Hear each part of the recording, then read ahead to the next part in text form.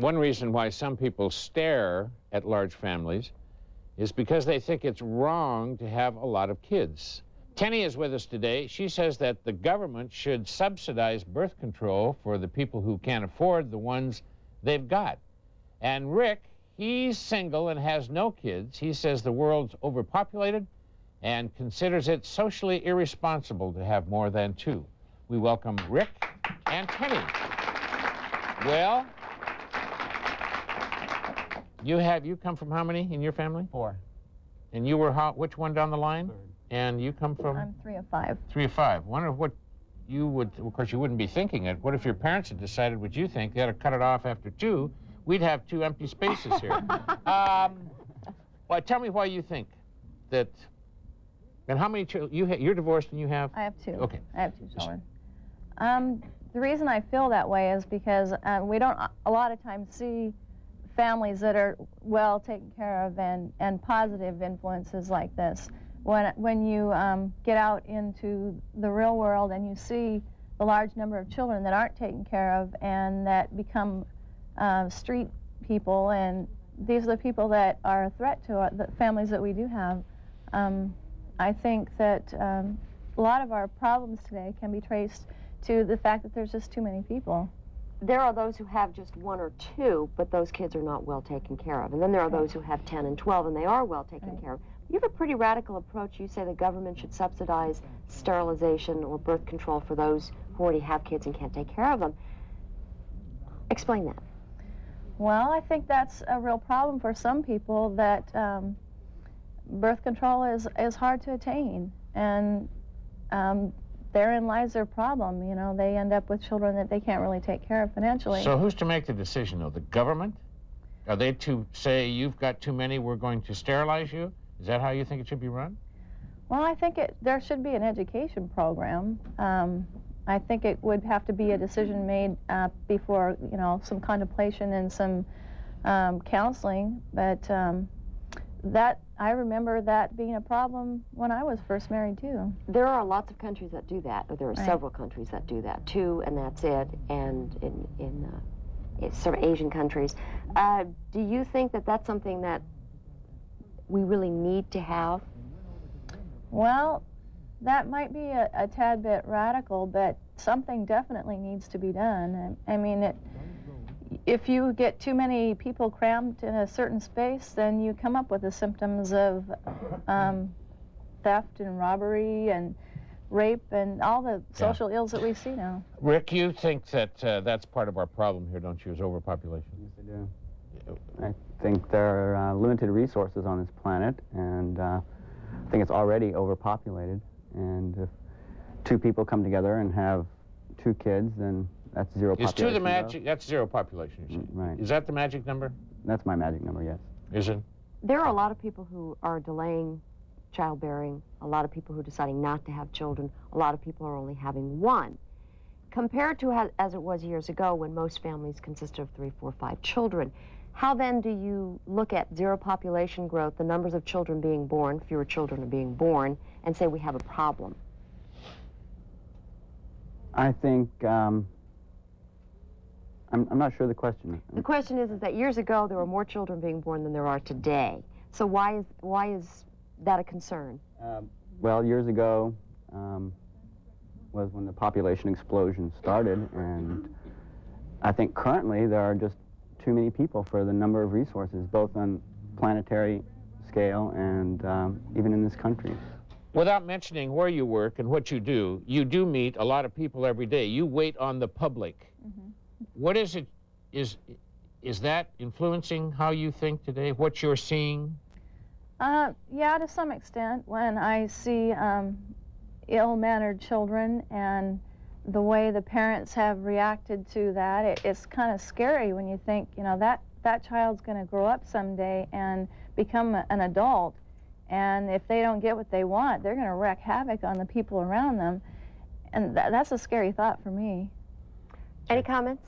I have to sympathize with what Tenny's saying. I think she's right, but I think the answer isn't to have fewer people, it's to have better parents. I wish that the government was of a mind and a position to require, I don't know if you requires the wrong word, but to have some sort of training to teach the principles of parenthood to young couples and even teenagers in high school. I think if we knew more about how to treat children and how to break some of the problems of abuse, either verbal or physical abuse that happen in homes, that we would end up with better families, and that these people that are being raised in large families like ours and others, perhaps that have more problems, would come out better and aid to society. If you're going to do that, then let's take it a step back and let the government teach relationships and coupling and marriage. Nobody has any instruction on that either. You see what I'm saying? Okay, I'm sorry. Well, let's take a break and then we'll... This is we're getting getting to be into a hot something. potato. Next up, we'll meet a man who grew up in a large family, and he felt like he didn't get enough attention. We'll talk to him when we get back.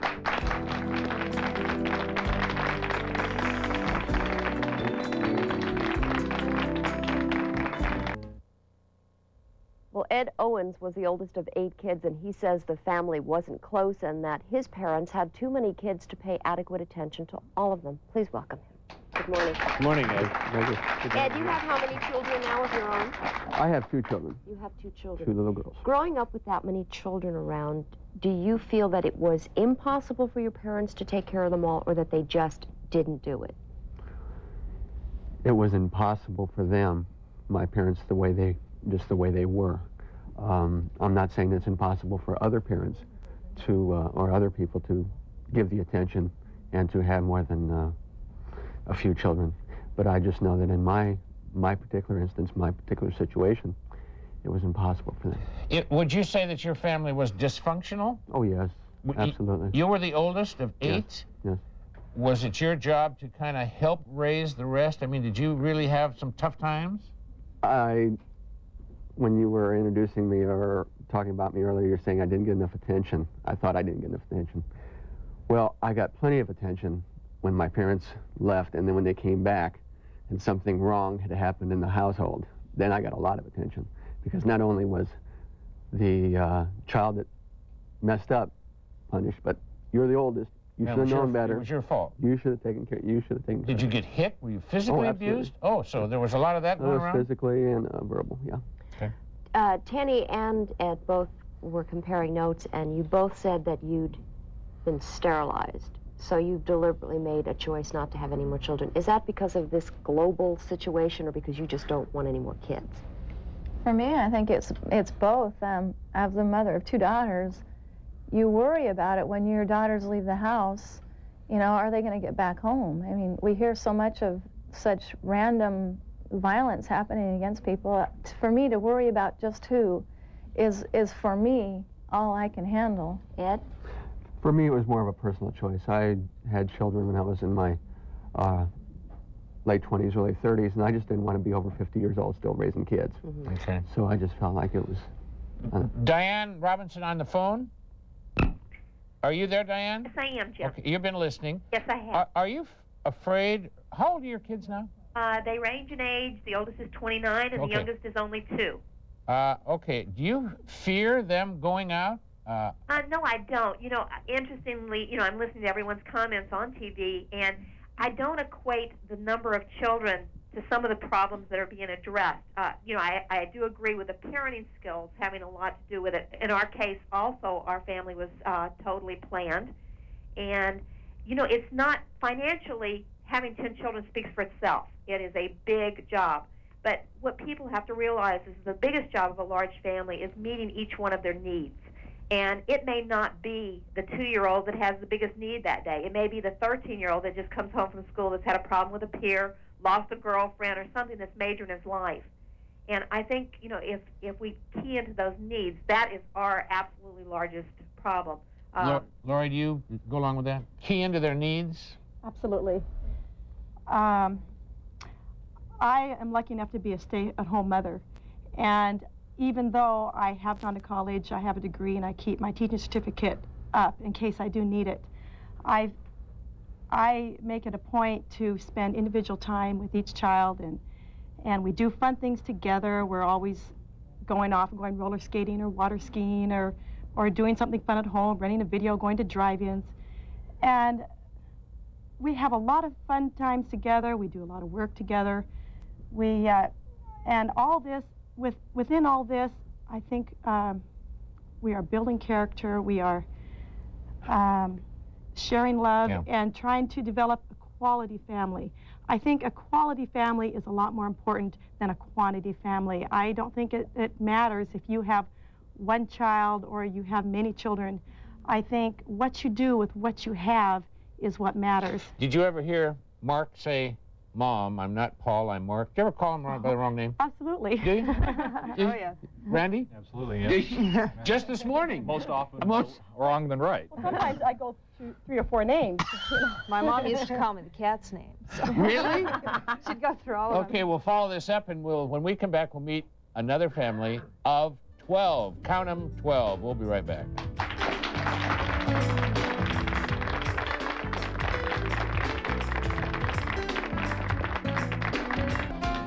Well, Blossom Woods is in the audience, and she has a son, Roger, with her. Tell me the number of children we're talking about here. We had 5 boys born to us, and then we adopted 12 children, and we had a total of 120 foster children. And that Really? took place during 40 years. So you adopted 12 and then had an additional foster children. Yes, many. Tell me, Roger, what was it like around the house? Can you describe it? And we only have maybe 15 minutes to go at this. I'll give the fast version. Okay. Then. Total chaos. But it was fun. But You it know, was fun. Total chaos. I mean, there's a football game going here and a basketball game going there and a brawl going here, and you could kind of pick what you wanted to fit into. But you had a brother who didn't think it was so fun. Is that right? Yes. So there was a kind of a mixture in your family, those who thought it was wonderful coming from a large family and those who didn't. Yeah, those were the ones that didn't were in the brawl. They were in the brawl. Yeah. Did the natural children and the adopted children come back, get along? I mean, was the problem ever with that? Well, what we did was my folks had the 5 of us boys first, and then they began adopting, and then they began taking in foster kids, and we took in foster kids that our house was the last stop. So we're not talking about well-behaved, just please tell me what I can do to help out around here. But they fit right in, because when you've got all that chaos coming in, you just kind of like jump into the middle of it, and everything looks normal and natural. And for a lot of kids that were bounced around from a lot of homes, coming to our place where you had a couple of them that could work out their frustrations on each other, it really helped work out that frustration and made things pretty normal around there. Well, Blossom, congratulations. That's amazing. Can you imagine this? I can't. I think you're a marvelous person to be able to do all that. I couldn't. Yeah, I know how to pick them. Yeah, you did. We've got a phone call. I Good morning. survived. Good morning, you're on AM Northwest.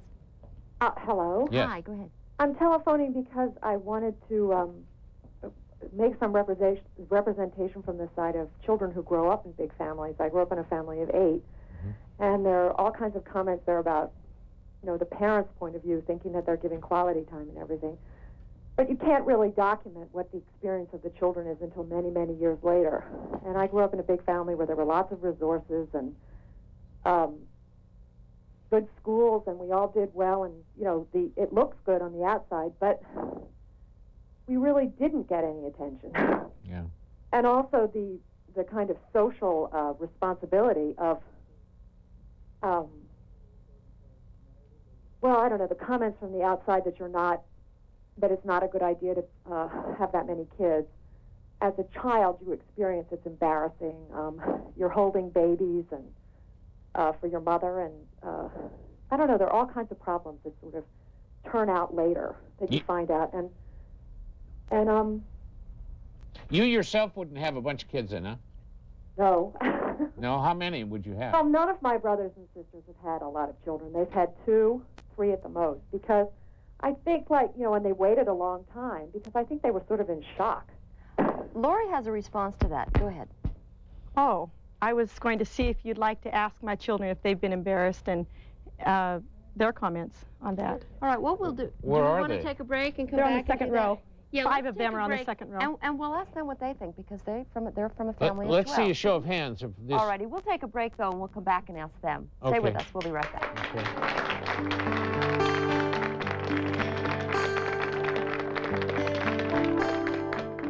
Have you lost touch with a loved one and would like to be reunited? Well, AM Northwest is looking for people who have not seen their mother, father, sibling, or twin for years and would like to be reunited on AM Northwest. Call the producers at 231-4610. Okay, we're back, and Lori Dickinson's with us. She's about to introduce a few of the children. Now, let's put a picture up there, and if you can show us exactly, who are these now? Okay, on the left is Sherry. In the green, okay. And then Tammy. Mm-hmm. And then John. Okay. And Mark and Jimmy. And look at that, no name tags, and she did them all. These the youngest? They're the middle. Really? Yes, they're the middle. Let's talk to them about what it was like growing up with all those kids. How about, who's the little boy with the white shirt right there? In the middle, that's John. John? Hi, John. Do people say things to you because you have lots of brothers and sisters? Well, yeah. What do they say? They say, are they all in your family? And what do you say? Yeah. They're like, what? So I'm proud of it, and I think it's cool. John, is there ever a time when you think you don't get enough attention? No. No? 'Cause you always got something to do, you know. If you're bored here, you can just go see what one of your brothers are doing or something. And so if mom and dad can't give you the attention, then your brothers or sisters can? Yeah. They're very best friends, aren't they? Oh, yes. He's very cute. Okay. We've got a phone call. Good morning, you're on AM Northwest. Good morning. I think that you're all missing the point here. Okay. The latest report that I've read from the UN, report on world population, this is really shocking. Out of every second in the world, 5 people are born and only 2 die.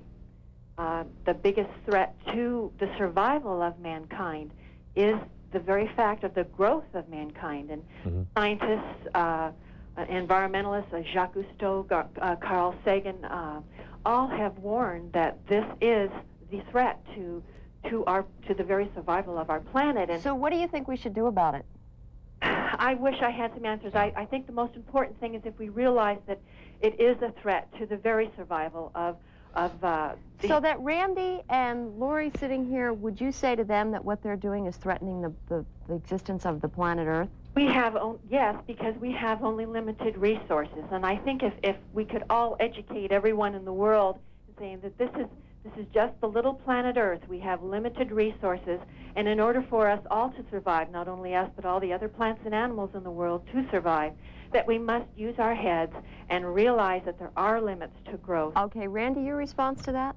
I'm not sure what resources she's talking about, and I wonder how many people who are critical of the underdeveloped nations that do have these tremendous problems have donated funds directly to them, to at least with some money at least. That's not the cure, but are they helping in any way? I think there's things we can do to help them.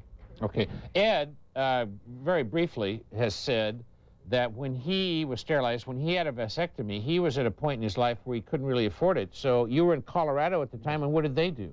Well, I just went to not welfare, but it was the state. It was a government agency, and gave them or let them know what my financial situation was, and they took care of it. So they sent you to the doctor. They sent me to the doctor. For it. Colorado paid for it. The state of Colorado paid for it. Okay. Do you think that's a good idea? Do you think the state ought to, maybe they shouldn't mandate it, but they should provide the service? Exactly. You say? I think that's an excellent idea. I can't think of anything better that could happen. This end of the couch?